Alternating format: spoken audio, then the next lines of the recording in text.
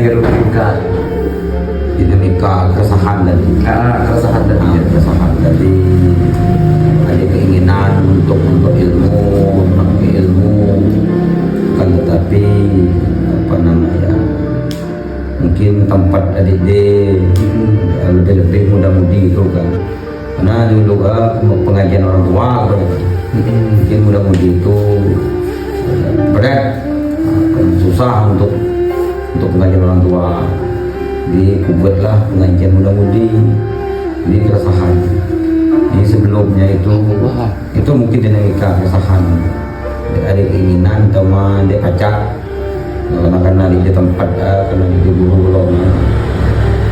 Jadi itu mungkin keresahan, dinamika keresahan, ada keinginan tapi dia tercapai kan.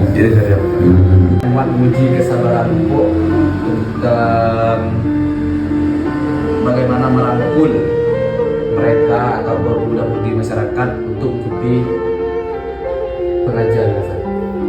Menjaga di waktu tadi, di waktu tadi, karena waktu kita terbuang, jadi itu tidak bisa cuma sedikit. Kendala terbesarnya itu yang istiqomah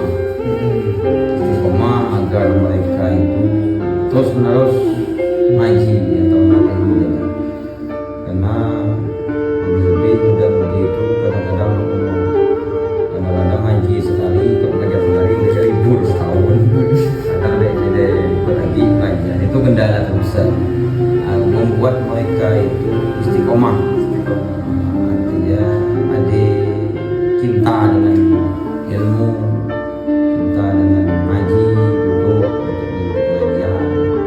Itu mungkin yang kendala terbesar. Maupun orang tua tadi, dari sebelum adanya kegiatan rutinan pengajian dan sesudah Perubahannya pertama paling besar ketika ada pengajian. Jadi mereka itu pertama akidah,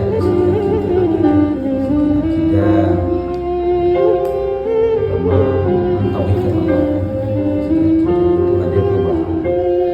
Yang kedua mungkin akhlak atau moral lebih mudah-mudi kan, dengan pergaulan sekarang mungkin akhlak dan moral itu agak berkurang. Nah, semenjak ada pengajian ini lebih dan moral, lebih akhlak, itu yang kedua.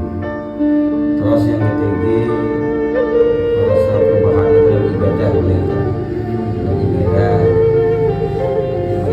ngapa Ustadznya pacak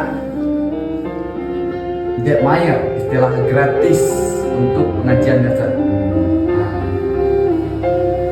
Ini memang dari dulu memang dia patok harga dia per bulan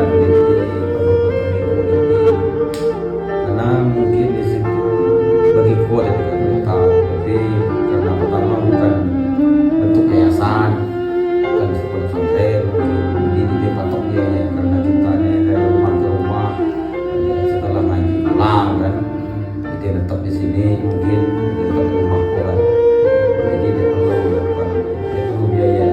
Aku rasa itu yang pertama. Karena kita ini pengajian kampung, mungkin artinya mereka enak untuk ilmu dia Rasul Quran ya. Siapa perlu patokan habis gitu.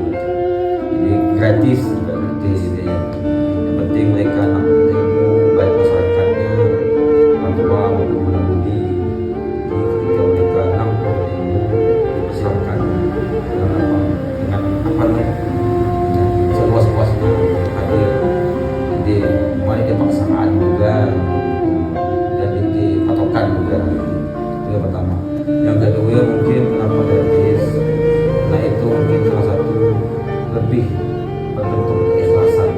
Jadi keikhlasannya mungkin lebih dapat kurasa, karena mungkin takut kalau pakai mungkin itu mungkin patok harga misalnya, mungkin orang berkuatnya takut ikhlas kelas gitu bro.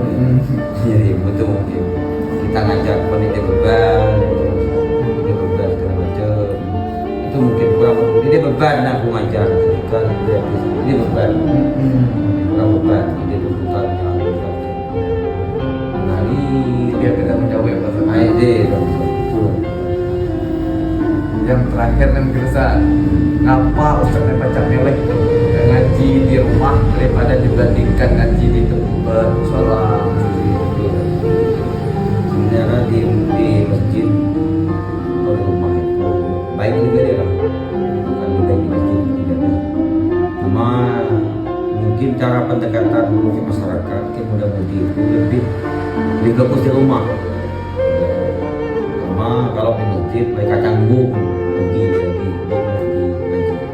Jadi kalau di rumah itu mereka canggung, artinya secara apa namanya menarik mereka untuk ikut ngaji itu lebih mudah daripada ke masjid itu, karena di rumah itu lebih leluasa, lebih mengalir apa adanya gitu. Dan tempat pun bebas untuk ngomong apa tentang kehidupan segala macam. Di masjid itu kan ada sekat tempatnya mungkin agak kurang bebas lah. Nah, di situ tempat ibadah kan menghargai tempat ibadah, tapi rumah gede mungkin. Nah itu beda, lebih asik lah di rumah itu dari masjid. Ya cuma di masjid aku juga, cuma lebih asik di rumah lah, karena lebih dapat kayak misteri ya, misteri